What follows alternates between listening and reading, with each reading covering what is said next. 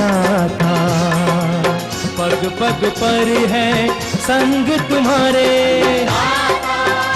अन्नदाता। लहू किसानों का बन के पसीना सींचता है धरती का सीना। मेहनत का तेरी हक दिलवाने, नई तकनीक नई खोज बताने। पशुधन को गुणवान बनाना, पौध सुरक्षा को सिखलाना, खेती के सब गुर समझाने, भारत का सरताज बनाने। आठों पहर है संग तुम्हारे अन्नदाता, अन्नदाता। नमस्कार, मैं शालिनी आप सभी दर्शकों का अन्नदाता कार्यक्रम में स्वागत करती हूं। हर रोज की तरह कार्यक्रम में आज हम एक बार फिर से लेकर के आए हैं खेतीबाड़ी से जुड़ी हुई बहुत सी लाभकारी जानकारियां। तो चलिए सबसे पहले देखते हैं कि क्या है विशेष आपके लिए आज के कार्यक्रम में। दुधारू पशुओं को स्वस्थ रखने के लिए जाड़े के मौसम में उनकी देखरेख और प्रबंधन, अधिक उपज हेतु कुसुम की वैज्ञानिक विधि से खेती पर जानकारी,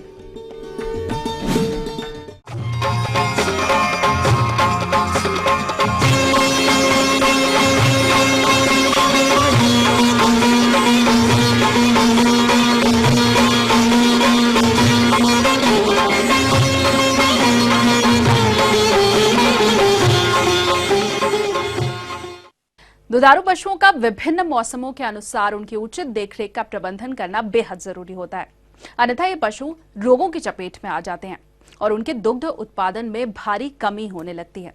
तो किसान भाइयों, इन दुधारू पशुओं के लिए सर्दी मौसम में कौन कौन से प्रबंधन कार्यों को करना होता है, आइए इसकी जानकारी के लिए मिलते हैं बिहार पशु चिकित्सा महाविद्यालय पटना के डॉक्टर पंकज कुमार से। सबसे पहले तो अपने गौशाला या बथान के आसपास जो बड़े बड़े पेड़ पौधे हैं जो छाया प्रवाह देते हैं उनको आप काट दें, ताकि सूरज की रोशनी भी अगर सीधे आपके गौशाला में पड़ती है तो यह भी विटामिन डी पशुओं को मिलेगी और ये कीटाणुनाशक का भी काम करता है। दूसरा मुख्य चीज़ है कि उसका वातावरण आजकल नमी रहित रहना चाहिए, तो इसके लिए प्रतिदिन सुबह गौशाले की सफाई के पश्चात राख को उसमें फैला दिया करें, जिससे दो फायदे होंगे। एक तो वातावरण फर्श जो है वो नमी रहित होगा, जो फफूंद को विकसित करने को से रोकेगा, और दूसरा वो जीवाणुनाशी या कीटाणुनाशी का काम करता है। इसलिए इन दोनों चीज़ों का प्रबंधन आप करें। तीसरी प्रमुख चीज़ है गौशाला प्रबंधन में कि आप जूट के बोरे की ओढ़नी बनाकर जो भी खिड़कियां हैं या दरवाजे हैं उस पर अभी से तैयारी कर ले लगाने के लिए, क्योंकि अगर आपके गौशाला में सर्द हवाओं का सीधा प्रवेश होता है तो पशु ज़्यादा तेज़ी से आक्रांत होंगे, तो इसलिए जूट के बोरे की ओढ़नी लगावें। इसी तरह से जूट के बोरे की ओढ़नी बना करके पशुओं के शरीर पर भी रात में डालें, वो भी काफ़ी हद तक पशु को बचाए रख सकता है। अब अगर इन प्रबंधन के बावजूद भी आपके पशु को ठंड लग जाता है तो उसके लक्षण क्या है और कैसे उनको प्राथमिक चिकित्सा कर बचा सकते हैं। देखिए, ठंड लगने का मुख्य लक्षण है कि पशुओं का शारीरिक तापमान सामान्य से थोड़ा अधिक होगा, अर्थात गो पशुओं और भैंस पशुओं की बात अगर करें तो 103 डिग्री से लेकर 104 डिग्री फ़ारेनहाइट तक पाया जाएगा।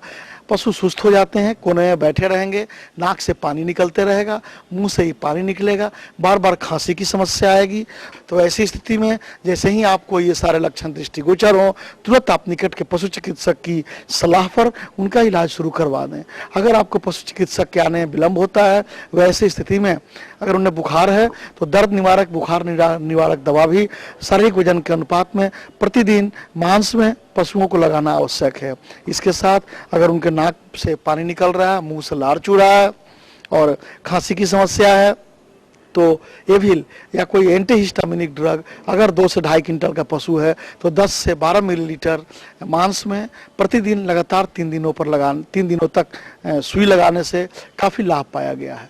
इसके अलावे आप उन्हें 200 ग्राम एक प्रति वयस्क पशु 200 ग्राम जवाइन को 3 लीटर पानी में खौलाएं। जब पानी 2 लीटर बच जाए तो उसे ठंडा कर दें और इसे 500 मिलीलीटर पानी लगातार 4 दिनों तक पिलावें उस जमाइन सहित। ये भी काफ़ी कारगर उपाय है। देहाती चिकित्सा में या देसी चिकित्सा में आप लहसुन को कड़ू तेल में या सरसों के तेल में पका करके सींग के और रीढ़ की हड्डी पर लगाने से भी काफ़ी लाभ पाया गया है देखने से। इसके अलावे कई तरह की और औषधीय चिकित्सा से आप पशुओं को लाभ प्राप्त दिला सकते हैं। इसके लिए आप कचनार की पत्तियों का प्रयोग कर सकते हैं, लेमन ग्रास का प्रयोग कर सकते हैं, तुलसी के पत्तों का प्रयोग कर सकते हैं। तीनों का 100-100 ग्राम मिलाकर 3-4 लीटर पानी में अगर आप उबालते हैं, जब पानी 2 लीटर बचे तो इसे छान करके और पशु को आधा लीटर पानी 3-4 दिन अगर पिलाते हैं तो अच्छा लाभ और आराम देखा गया है। जहाँ तक पशुओं के पोषण की बात है, ठंड की समस्या से बचने के लिए किसान भाई इन दिनों उनके भोजन में खल्ली की मात्रा बढ़ा दें। खल्ली की मात्रा पशुओं में शारीरिक ऊर्जा को बढ़ाते हैं, तो 18 से 20% खल्ली या फैट की मात्रा उनमें अवश्य बढ़ जानी चाहिए। जहाँ तक प्रोटीन की मात्रा है, दाल या जो अन्य प्रोटीन का सोर्स आप देते हैं वो भी 8 से 12% इन दिनों बढ़ा दें तो ज़्यादा बेहतर है। ये शरीर के ऊर्जा को शरीर में बरकरार रखता है, दूध के उत्पादन क्षमता को बरकरार रखेगा और पशु को रोग प्रतिरोधी क्षमता को बढ़ा करके अस्वस्थ होने से बचाएगा, अर्थात उनके शरीर में ठंड लगने की समस्या कम से कम होगी। इसके साथ ही स्वच्छ और ताजे पानी की व्यवस्था सुनिश्चित करें। अगर दिन में 3 बार पानी पिलाते हैं तो तीनों बार साफ और ताजा पानी। तो ये थी कुछ उपयोगी जानकारियां। अब लेंगे एक छोटा सा ब्रेक, जल्द हाजिर होंगे और कार्यक्रम में आगे हैं बहुत सी महत्वपूर्ण जानकारियां, तो बने रहिए हमारे साथ। अधिक उपज हेतु कुसुम की वैज्ञानिक विधि से खेती पर जानकारी।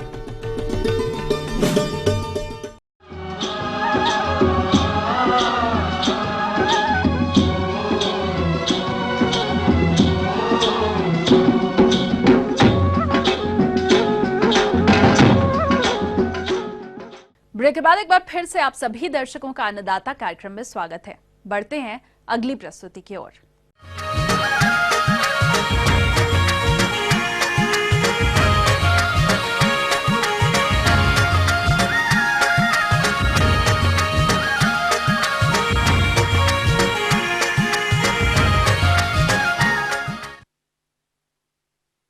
तिलहनी फसलों में कुसुम की बुआई का उपयुक्त समय चल रहा है तथा जो किसान भाई इसकी बुआई करना चाहते हैं तो उन्हें इस फसल से अधिक उपज प्राप्त करने के लिए इसकी बुआई करते समय कुछ तकनीकी बिंदुओं को अमल में लाना होगा, जिसकी जानकारी के लिए देखिए अन्नदाता कार्यक्रम की यह खास प्रस्तुति।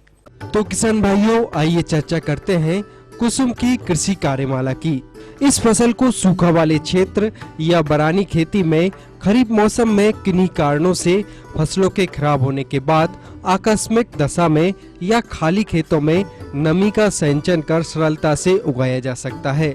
कुसुम की खेती हेतु आइए चर्चा करते हैं सर्वप्रथम भूमि के चयन एवं तैयारी पर। कुसुम के अच्छे उत्पादन के लिए मध्यम काली भूमि से लेकर भारी काली भूमि उपयुक्त मानी जाती है।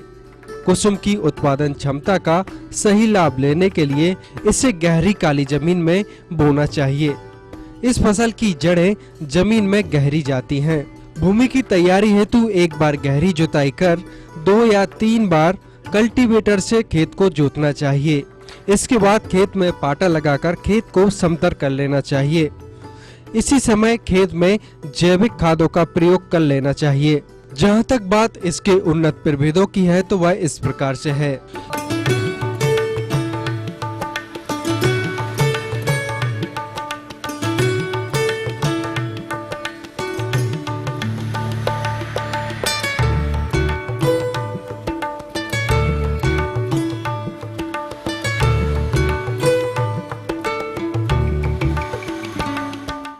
किसान भाई इनमें से किसी भी एक किस्म का चुनाव कर खेत में बोनी कर सकते हैं। कुसुम की बोनी हेतु 20 किलोग्राम बीज प्रति हेक्टेयर की दर से प्रयोग करना चाहिए तथा बुआई से पूर्व बीजों को 3 ग्राम थायरम या ब्रैक्सिकॉल फफूंदनाशक दवा से प्रति किलोग्राम बीज को उपचारित कर लेना चाहिए। बोते समय कतार से कतार की दूरी 45 सेंटीमीटर तथा पौधे से पौधे की दूरी 20 सेंटीमीटर रखना चाहिए। आइए अब चर्चा करते हैं खाद एवं उर्वरक की मात्रा पर। तो कुसुम की खेती हेतु आसिंचित अवस्था में 40 किलोग्राम नत्रजन, 40 किलोग्राम स्फुर तथा 20 किलोग्राम पोटास प्रति हेक्टेयर की दर से प्रयोग करना चाहिए। तथा सिंचित अवस्था में 60 किलोग्राम नत्रजन, 40 किलोग्राम स्फूर तथा 20 किलोग्राम पोटास प्रति हेक्टेयर की दर से प्रयोग करना चाहिए एवं हर तीसरे वर्ष गोबर की खाद 1 से 2 टन प्रति हेक्टेयर की दर से मिलाना फायदेमंद होता है। तिलहनी फसल होने की वजह से गंधक की मात्रा 20 से 25 किलोग्राम प्रति हेक्टेयर की दर से प्रयोग करना अच्छा रहता है। उर्वरक की संपूर्ण मात्रा असिंचित अवस्था में बोनी के समय में ही भूमि में मिला देना चाहिए तथा सिंचित स्थिति में नत्रजन की आधी मात्रा तथा स्फूर एवं पोटास की पूरी मात्रा बोनी के समय ही भूमि में मिला देना चाहिए तथा शेष बची आधी नत्रजन की मात्रा को प्रथम सिंचाई के उपरांत देना चाहिए। जहाँ तक बात सिंचाई की है तो किसान भाइयों, कुसुम एक सूखा सहनशील फसल है। यदि फसल का बीज एक बार उगाए तो इस फसल को काटने तक सिंचाई की आवश्यकता नहीं होती, लेकिन जहाँ सिंचाई उपलब्ध हो वहाँ अधिकतम 2 सिंचाई कर सकते हैं।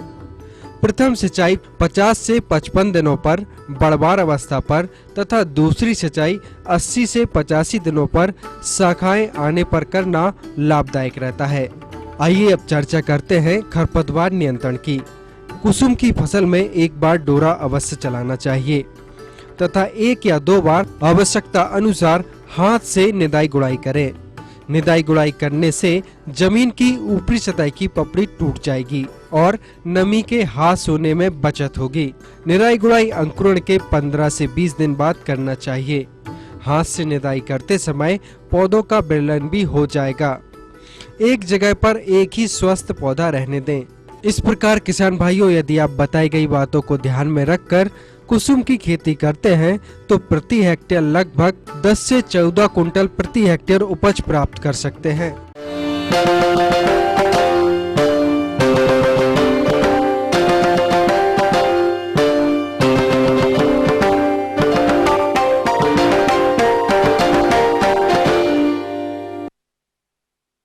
हमारे राज्य के किसान रबी फसलों के बुआई कार्य में लगे होंगे, लेकिन अक्सर देखने में आता है कि ज्यादातर किसान भाई फास्फेट की पूर्ति के लिए डीएपी का उपयोग करते हैं, जो कि काफी महंगा पड़ता है।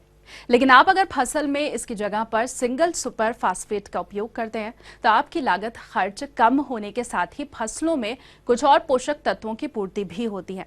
लेकिन कैसे, इसकी जानकारी के लिए आइए मिलते हैं जिला मधुबनी के एक विषय विशेषज्ञ संजीव कुमार झा से।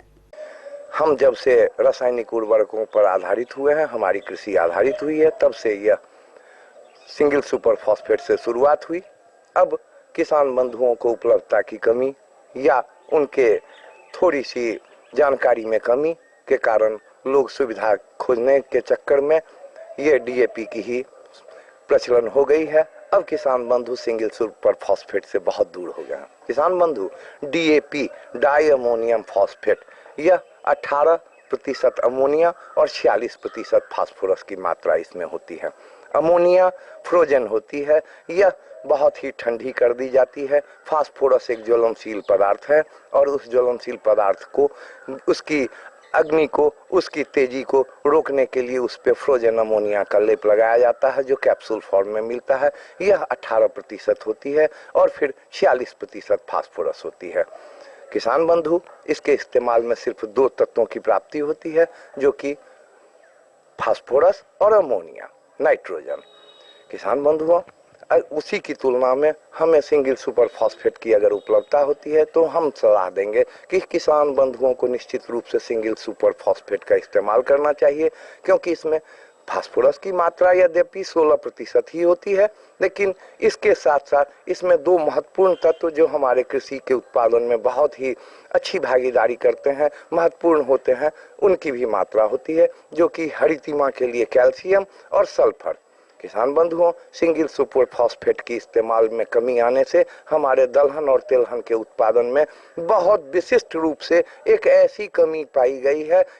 आज हमें दाल आयात करनी पड़ रही है, हमें सल्फर हमारे तिलहन की आयात करनी पड़ रही है। किसान बंधुओं, सिंगल सुपर फॉस्फेट के इस्तेमाल करने से अगर लगातार हम इस्तेमाल करते हैं तो हमारे खेतों में, हमारे मिट्टी में सल्फर की कमी पूर्ति हो जाएगी, हमारे खेतों में कैल्शियम की कमी पूर्ति हो जाएगी। सल्फर के अभाव में ही हमारे पौधों से, हमारे धान के फसलों से सुगंध कमी आ गई है, हमारे दलहन में बहुत ही उत्पादन में कमी आई है और हमारे तिलहन में झांस जिस चीज की होती थी या उनके उत्पादन के साथ ही उसमें भी कमी आ रही है। किसान बंधु, अगर हम सिंगल सुपर फॉस्फेट का इस्तेमाल करते हैं तो हमारे खेतों में लगातार पूर्ति होती चली जाएगी सल्फर, कैल्शियम, फास्फोरस के साथ। यद्यपि 1 किलो डीएपी की मात्रा की पूर्ति करने के लिए हमें फास्फोरस पूर्ति करने के लिए 3 किलो निश्चित रूप से सिंगल सुपर फॉस्फेट का इस्तेमाल करना पड़ता है। अगर हमने अपने खेतों में, अपने फसलों में 2 किलो डीएपी दी है तो उसकी जगह हमें 6 किलो, हालांकि बाजार मूल्य की तुलना करेंगे तो हम किसी भी परिस्थिति में डीएपी से सस्ती इसे पाते हैं।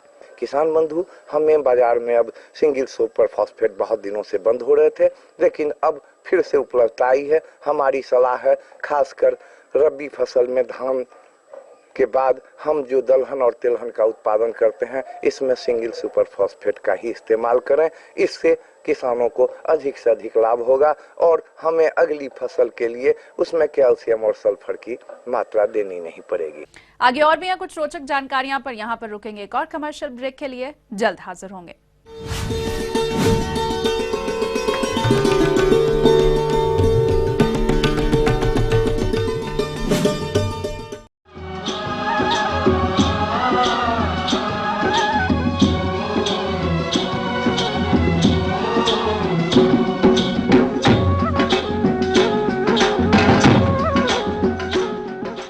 ब्रेक के बाद आप सभी दर्शकों का एक बार फिर से स्वागत है और चलिए अब रुख करते हैं अगली कड़ी की ओर।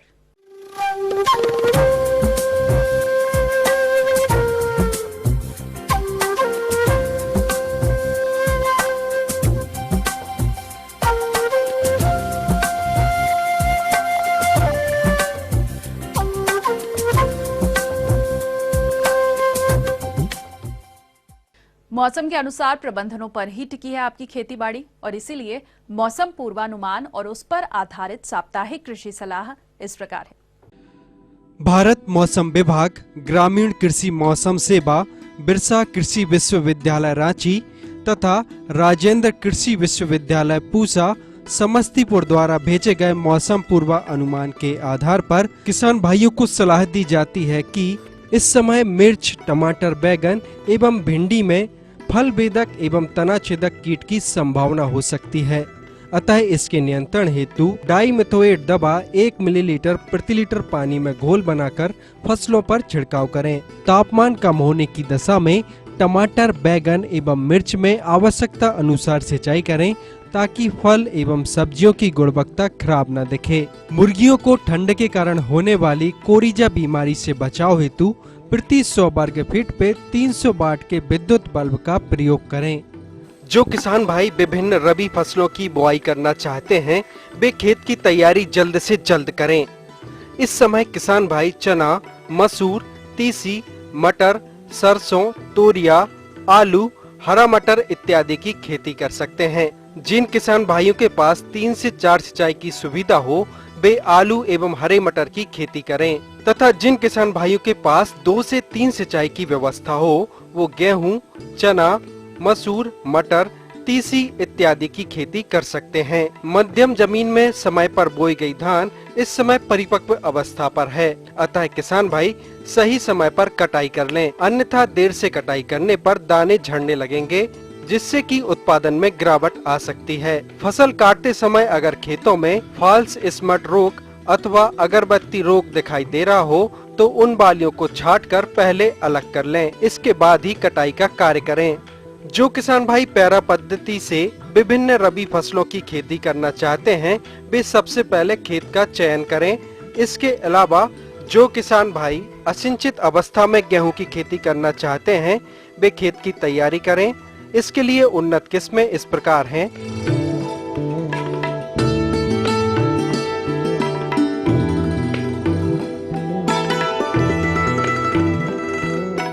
जो किसान भाई चने की खेती करना चाहते हैं, उनके लिए उन्नत किस्में इस प्रकार से हैं।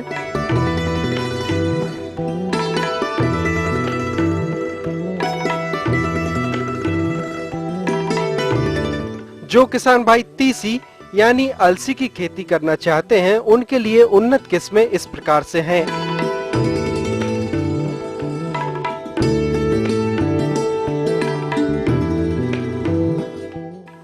सरसों के लिए उन्नत किस्में इस प्रकार से हैं।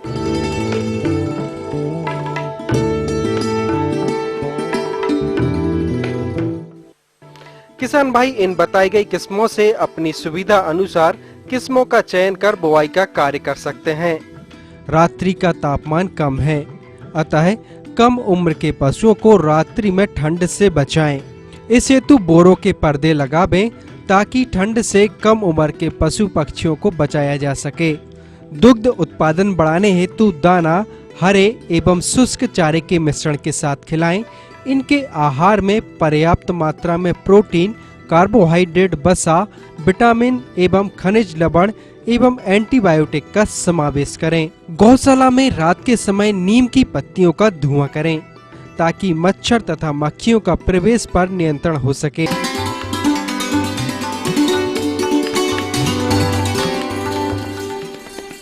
अन्नदाता हेल्पलाइन निशुल्क फोन संपर्क सेवा के माध्यम से आपके द्वारा पूछी गई समस्याओं में से एक या फिर दो महत्वपूर्ण समस्याओं को हम अपने कार्यक्रम में शामिल करते हैं और इसी के तहत आज की चयनित समस्या और उसका जवाब इस प्रकार है।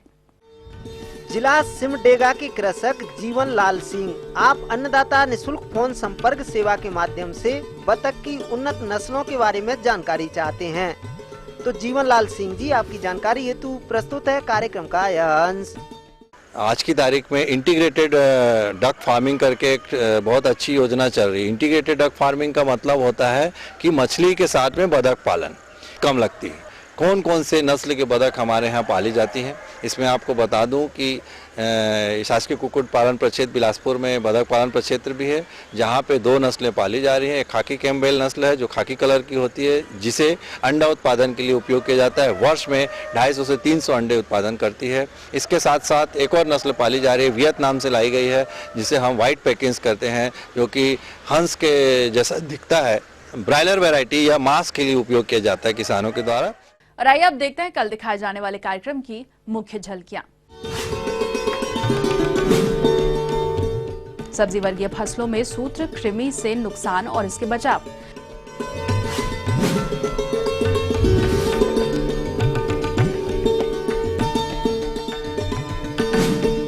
हम ये उम्मीद करते हैं कि आज का कार्यक्रम आप सभी दर्शकों के लिए उपयोगी रहा होगा। किसान भाइयों, अन्नदाता आपकी सेवा के लिए संकल्परत है।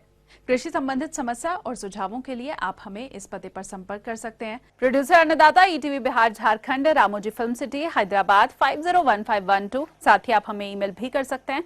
हमारा ईमेल आईडी है annadatabihar@etv.co.in। इसके अलावा आप हमें निःशुल्क हेल्पलाइन नंबर 180010084599 पर सोमवार से शनिवार सुबह 10 से शाम 4 बजे के बीच संपर्क कर सकते हैं। तो फिलहाल अन्नदाता की पूरी टीम को दीजिए इजाजत। कल फिर से इसी समय आपसे मुलाकात होगी कृषि संबंधित कुछ और महत्वपूर्ण जानकारियों के साथ। नमस्कार।